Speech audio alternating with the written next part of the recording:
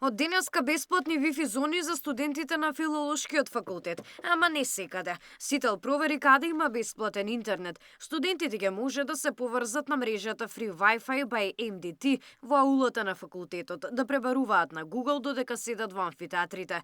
Интернет има и во салата за седници кога раководството на факултетот ќе носи одлуки.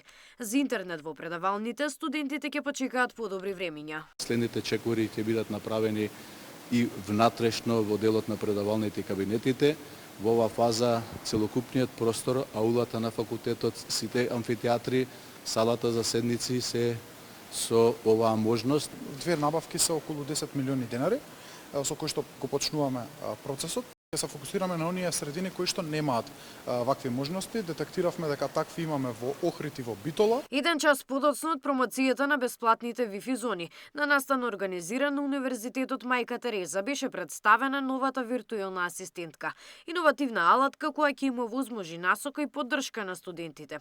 Кога ќе отворите на страницата на Универзитетот, овој четбот ќе ви помогне за неколку секунди да го најдете академскиот календар, распоредот на испити и други информации за факултетот. Алатката, значи, при самата посета на веб страната на универзитетот се активира, може и преку мобилен телефон и автоматски има можност студентот, професорот или надворешниот гостин да го активира и постави било какво прашање врска со универзитетот. Се отвора суштинското прашање, со каква брзина се дигитализира нашето образование. Додека развојот на вештачката интелигенција во регионот напредува значително побрзо. Во Македонија има студенти кои немаат ниту основен пристап до интернет во собите на студентските домови.